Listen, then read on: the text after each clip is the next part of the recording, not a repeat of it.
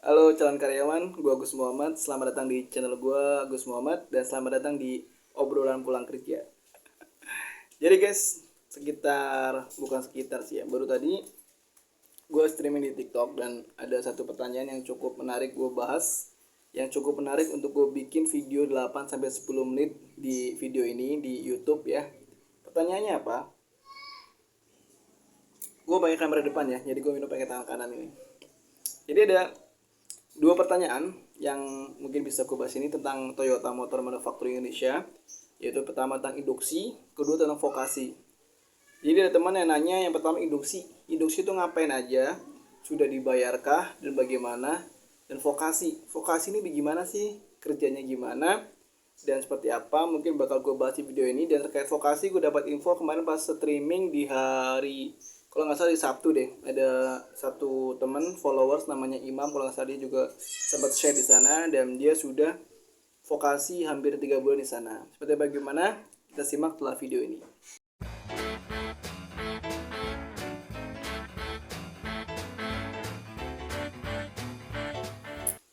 Jadi ketika kalian sudah lolos dari semua tahapan di rekrutmen PT Toyota atau seleksi kerja PT Toyota, dari mulai psikotes, interview dengan HRD, MCU, medical check up, interview dengan user, screening, fisik, segala macam, nanti akan ketemu dengan namanya proses seleksi yang namanya induksi. Di induksi ini nggak serem-serem amat sih, nggak serius-serius amat. Kenapa? Karena di induksi ini hanya sekedar pengenalan.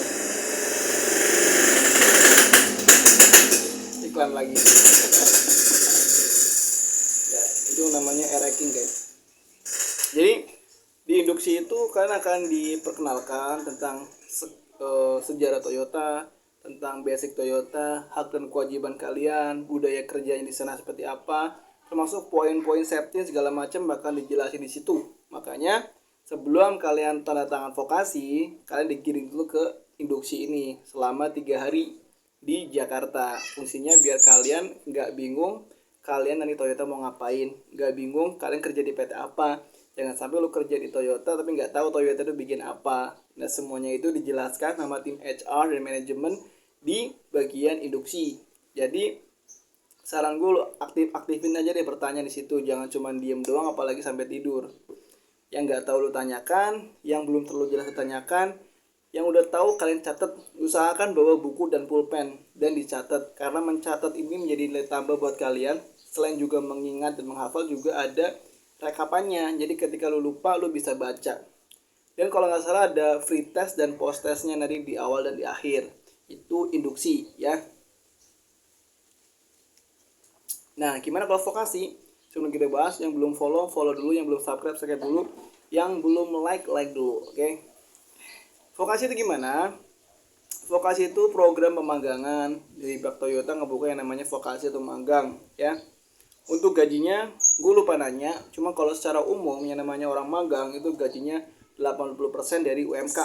Kalau UMK Kerawang 5,4 juta ya lo kali aja 80% dari 5,4 juta berapa gitu.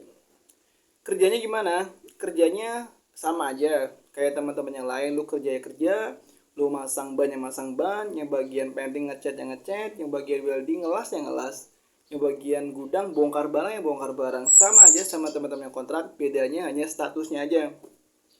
Apakah ikut lembur. Jadi kalau produksi lembur ya lu ikut lembur gitu. Itu menurut keterangan Bro Imam yang udah ada di Toyota saat ini ya. Dan video ini gue bikin di tahun 2024. Jadi ketika lu nonton video ini tahun 2026 beda cerita ya. Dalam artian udah kadaluarsa. Terus gimana dengan bayaran? Bayarannya tentu beda antara vokasi dan kontrak. Begitu juga dengan hak-haknya juga beda ya, jangan disamakan. Jadi mungkin kalau lemburnya kontrak sekian ribu, ya yang magang vokasi paling berapa gitu loh. Karena balik lagi, just vocation, hanya vokasi. Jadi beda ceritanya.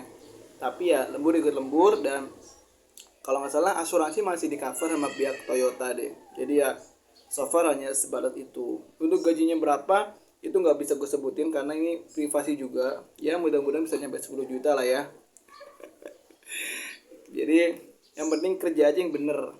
Nah pertanyaannya gimana dengan PKWT? Berapa persen kah untuk bisa lanjut ke PKWT atau perjanjian kerja waktu tertentu, atau yang namanya tanda tangan kontrak ya. Kalau tadi kan tanda kontrak magang, ini tanda tangan kontrak PKWT untuk tenaga kerja kontrak.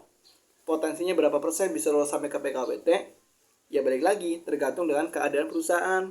Kalau perusahaannya lagi bagus, terus lagi laris manis, ya mungkin peluang untuk PKWT-nya gede ya. Karena gue juga punya temen, dia punya adik kerja di Toyota, tapi di vokasi tahun 2023 kalau nggak salah ya, 2023 tahun kemarin. Dia baru magang 3 bulan tapi langsung dikontrak. Jadi nggak nyampe 6 bulan dia langsung ke kontrak, karena emang waktu itu keadaan produksinya lagi bagus. Dia di bagian di PIC atau PAD, Plant Administration Department. Namanya siapa? Namanya gue lupa. Tapi kalau abangnya itu namanya Latif. Itu abangnya teman gue.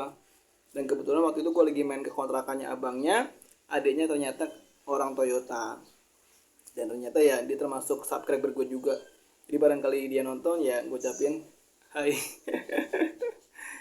Berapa menit sih? 6 menit ya, 2 menit lagi. Nah, jadi buat teman-teman yang besok mau vokasi Toyota, ya lu jalin aja selama 6 bulan ini. Ya anggap aja itu bukan hanya sih, anggap aja itu bagian atau kesempatan lu untuk belajar. Kenapa gue bilang kayak gitu? Karena ilmu di Toyota banyak sekali. Hal-hal yang bisa kalian pelajari di Toyota itu banyak sekali. Contohnya yang di pengelasan lu bisa belajar welding di situ, yang di bagian painting lu bisa belajar skill-skill ngecat di situ kayak gimana, yang di bagian assembling juga sama, baik di gudang pun juga sama, lu bisa belajar forklift, lu bisa belajar towing, many more, banyak sekali yang bisa kalian pelajari di situ. Jadi jangan sia-siakan. Jangan sampai lu udah nunggu berbulan-bulan, ketika masuk vokasi 6 bulan lu sia-siakan waktu itu, kerja males-malesan, jarang berangkat, dimarahin dikit baper, itu sangat disayangkan. Karena ya seperti di video sebelumnya pada aku bikin, bahwasanya ketika gue ngobrol sama mantan leader gue di Toyota yang ternyata kodarwal di sini juga rumahnya, ya dia cerita bahwasanya anak-anak magang zaman sekarang tuh, anak-anak baru sekarang pada baperan, dimarahin dikit baper, dia tegur dikit langsung kesinggung, langsung marah, nggak mau ngobrol, langsung manyun segala macam. Ini sangat disayangkan karena ya balik lagi, ketika lu jadi orang pekerja atau orang pabrik ya harapannya sifat baper ini dikesampingkan dulu. Prioritaskan kinerja kalian. Ya apa ya, profesional kerja lah ya bahasa kitanya. Jadi jangan baperan, jangan amak-amak langsung netting, negative thinking, atau mungkin langsung pengen nangis. Sampaikan, udah bukan waktunya lagi jadi anak manja, udah bukan waktunya lagi jadi anak mama lagi, karena kalian sudah dewasa, udah masuk dunia kerja, berarti udah gede. Jadi coba berpikir dewasa juga. Oke, ini udah 8 menit, jadi paling itu aja bisa bahas tentang induksi dan juga vokasi. Semua ya teman-teman yang udah vokasi bisa lanjut ke PKWT lah ya. Syukur-syukur bisa di current tetap. Amin. Bagus banget, sehat selalu, bahagia selalu bagi semuanya. Doakan gue juga ya, doakan gue juga termasuk karir gue, termasuk doakan jualan gue biar laris manis, termasuk doakan juga biar channel gue bisa segede Atta Halilintar mungkin ya, amin. Dan juga semoga Allah beri kemudahan gue pada tahun 2024 ini, gue bisa umroh bareng istri gue dan bisa beli rumah dan mobil di tahun 2024 ini. Dan semoga Allah jaga kita dan dengar rahmat kita dan sehat kita semuanya. Gue Gus Muhammad, karena gue manusia, gue yakin gue pasti ada salah kata di video ini, jadi gue minta maaf dan mau dimaafkan. Sampai jumpa di video berikutnya. Wassalamualaikum warahmatullahi wabarakatuh. Sampai jumpa di obrolan pulang kerja berikutnya. Dadah.